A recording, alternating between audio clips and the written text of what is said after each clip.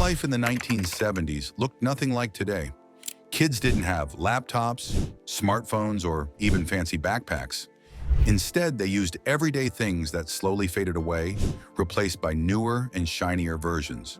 Looking back, it feels like stepping into another world.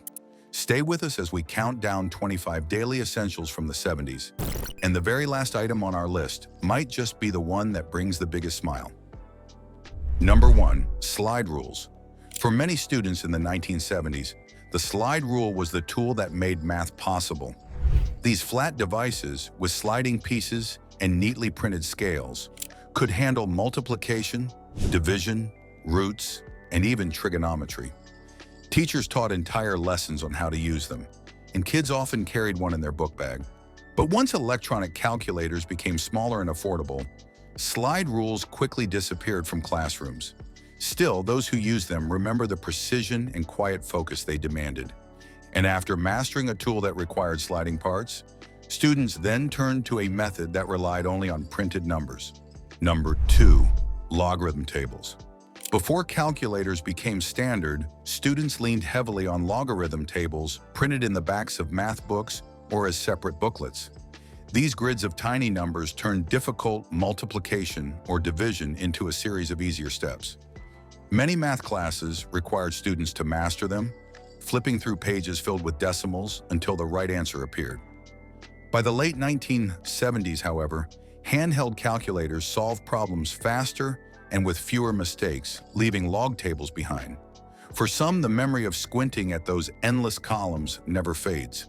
And once students put the books away, another classroom staple waited, one that filled the air with dust.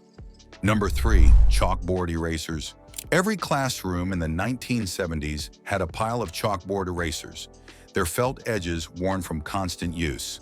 Students were often sent to the board to clean it, leaving behind clouds of white dust that clung to clothes and hands. Some even carried stacks outside to clap them together, filling the air with a powdery haze. They were such a simple but unforgettable part of school life. As whiteboards and markers took over in the 1980s, those dusty blocks all but disappeared, yet their thuds and smudges remain vivid in memory. And once the lessons were cleared from the board, the next tool was even better. Number 4. Wooden protractor and compass. Geometry lessons in the 1970s often began with a wooden protractor and compass set. The protractors had thick edges and clear angle markings, while the compasses squeaked as they scratched perfect circles into paper. Many students remember the challenge of keeping the pencil steady while the needle dug into the desk beneath. Over time, lighter plastic versions replaced the bulky wooden ones, and eventually digital tools made them nearly obsolete. Still, the feel of those wooden instruments is tied to countless math classes. And while they helped shape arcs and angles, the next essential item gave students a way to copy entire maps and diagrams. Number 5. Tracing paper for maps and drawings. In the 1970s, tracing paper was a regular part of student life, especially in geography and art classes. Thin and almost see-through, it allowed kids to copy maps, diagrams, or sketches by hand carefully. Teachers often assigned entire projects where accuracy depended on steady lines pressed against that delicate sheet. The paper tore easily, smudged with pencil marks, and curled at the edges, but it taught patience and precision. With the widespread adoption of photocopiers and printers in the 1980s, the need for tracing diminished, yet many still recall its crinkle under their hands. And from transparent sheets, students soon turned to another method that produced duplicates in bulk. Number 6. Stencil sheets for duplicating. Before modern printers, teachers relied on stencil sheets to create copies of assignments. A waxy sheet was cut by typewriter or pen, then pressed onto paper through a duplicating machine, leaving behind pages with a distinct smell and slightly uneven letters. Students recognized those handouts instantly, often smudging the ink as they wrote on them. The process was slow and messy, but it was the standard in classrooms everywhere. Once photocopiers became more affordable in the late 1970s and early 1980s, stencil sheets quickly lost their place. And after those inky duplicates faded away, students faced a different challenge involving white smudges and typing mistakes. Number 7. Typing paper with correction fluid. Typing assignments in the 1970s often meant stacks of thin white paper paired with bottles of correction fluid. One wrong keystroke on the typewriter, and students had to dab a blot of white liquid, wait for it to dry, and then strike the key again. Pages sometimes carried layers of bumpy patches where mistakes piled up, and the smell of the fluid lingered in classrooms. Though it was frustrating, it also taught patience and careful typing. As computers and word processors arrived, the ritual of fixing errors by hand disappeared almost overnight. And after dealing with messy pages, students turned to a tool made of precise squares and lines. Quick question: what was the one gadget you couldn't live without? Tell us below. We read every comment. Number 8. Graph paper booklets.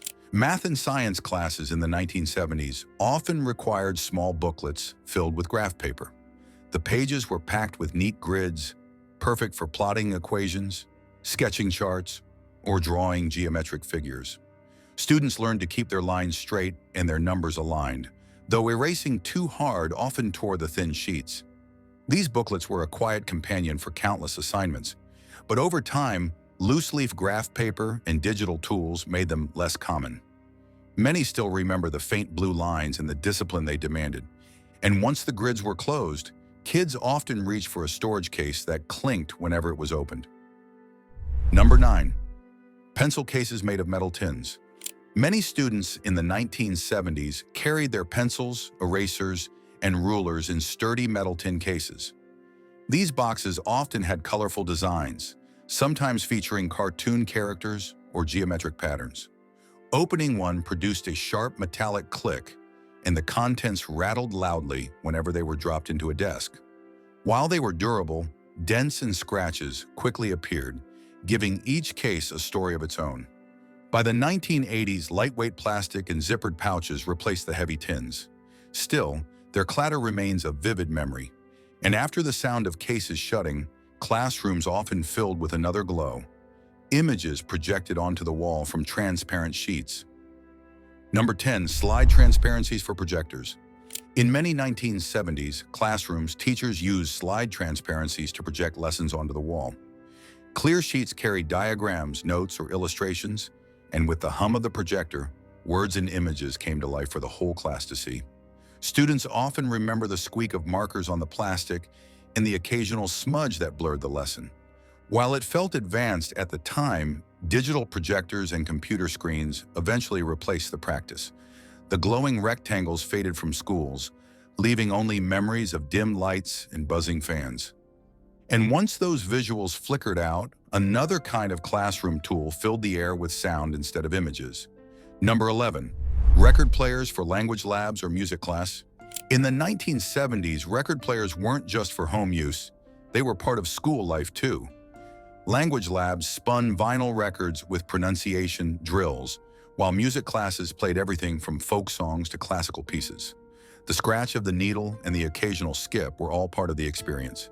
Students huddled around, listening closely as teachers guided lessons through the spinning discs.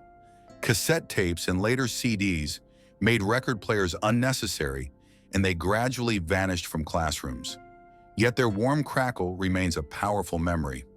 And after learning through sound, students often turned their attention to lessons that unfolded on a felt-covered board. Number 12. Flannel boards for storytelling. Story time in many 1970s classrooms often meant a teacher pulling out a flannel board. Pieces of felt cut into shapes, animals, or characters were pressed onto the fuzzy surface, sticking as if by magic. Students watched stories unfold scene by scene, with each figure moved by hand. It was a simple but captivating way to teach reading and imagination. Over time, colorful books, slides, and later digital tools replaced the flannel board, leaving it to gather dust in storage closets. Still, its quiet charm lingers in memory. And when stories ended on felt, students often turned their eyes to the walls decorated with bright paper displays. Number 13. Bulletin boards with paper borders. Every hallway and classroom in the 1970s had bulletin boards trimmed with colorful paper borders. Teachers used them to frame student artwork, spelling lists, or seasonal themes, changing the designs throughout the year.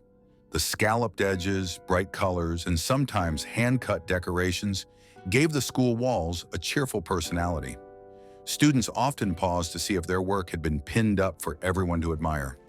Over the years, reusable plastic trims and digital displays replaced those handmade touches, and the old borders became rare. But the memory of fresh paper pinned neatly in rows still stands out. And once students finished admiring the walls, many reached for a much smaller tool to help with words. If you're enjoying this walk down memory lane, give this video a thumbs up. It really helps us keep these memories alive. And don't forget to hit subscribe so you don't miss our next nostalgic countdown. Number 14, pocket dictionaries and thesauruses.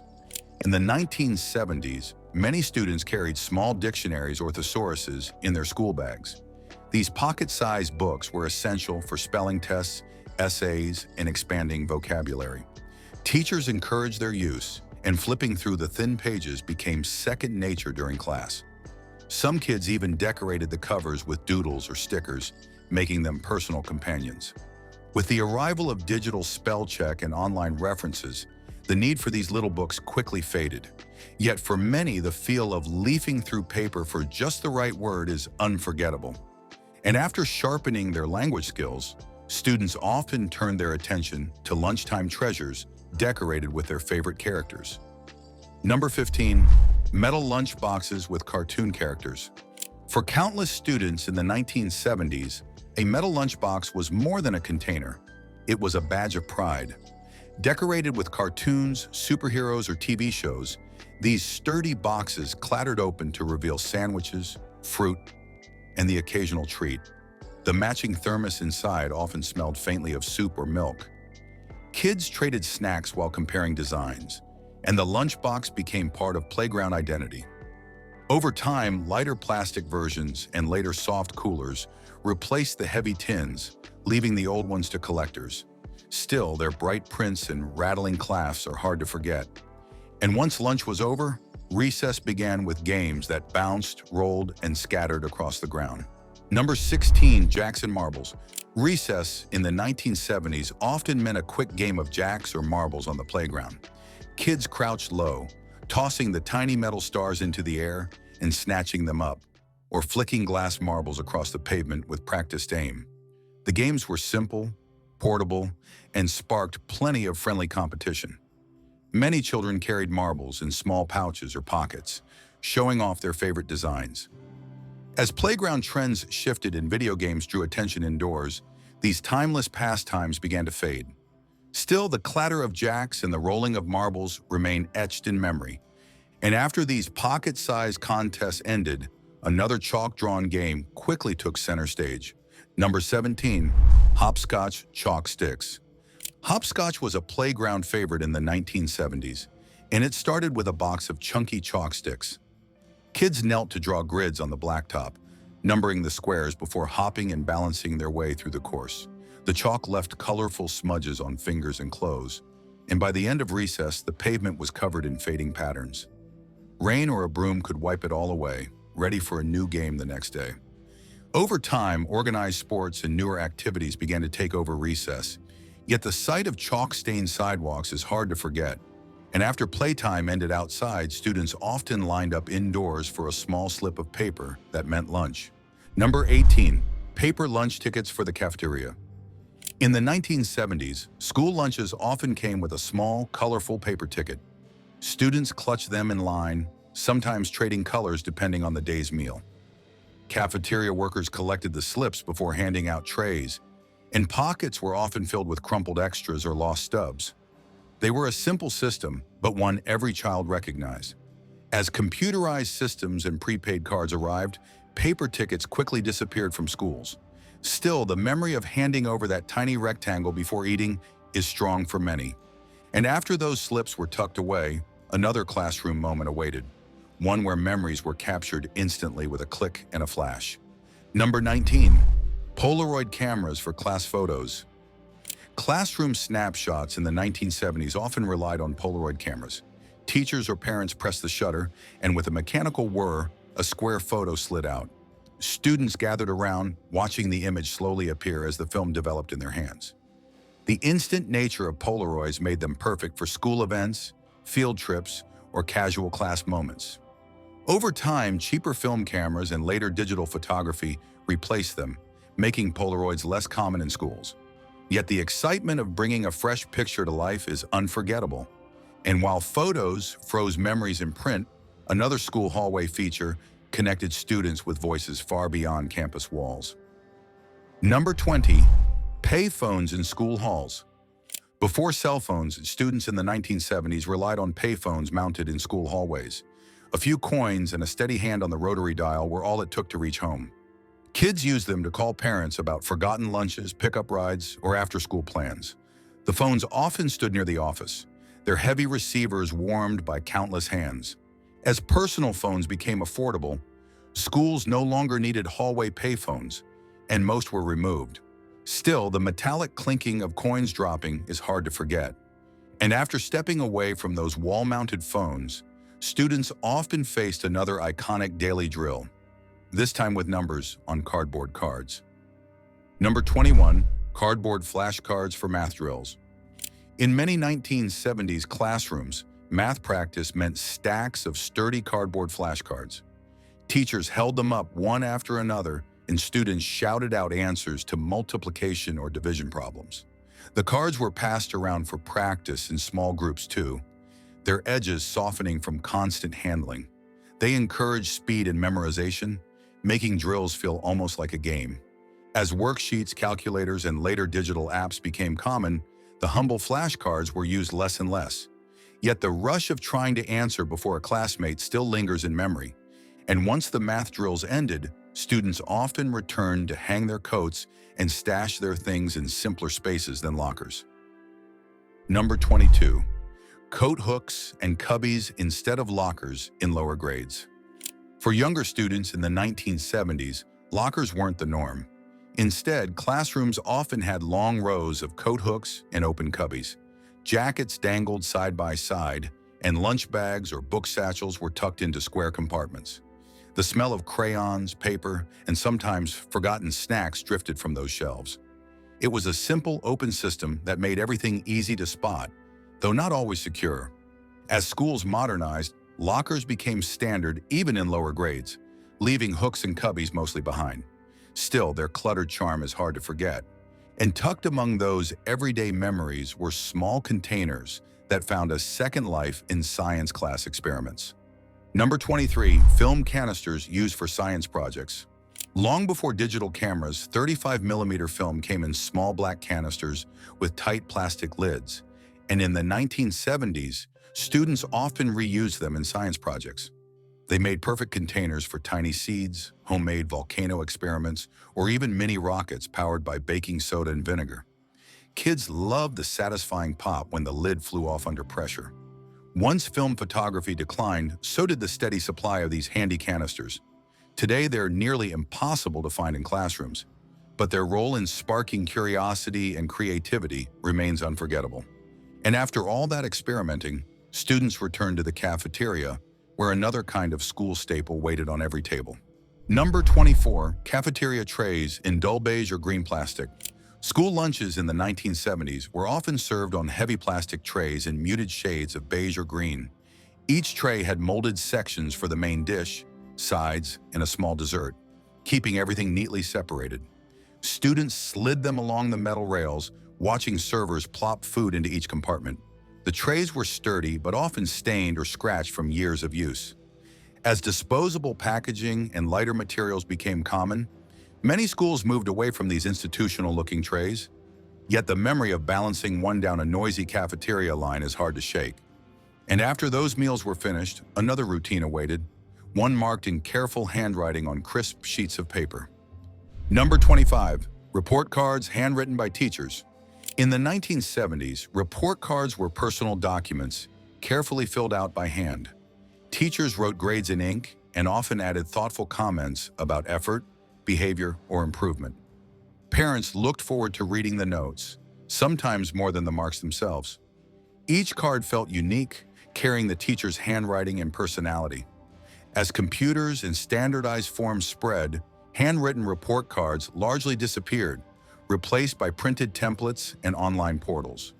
Yet for many, those hand-signed pages remain a symbol of a closer, more personal connection between school and home, a fitting reminder of how different student life once felt.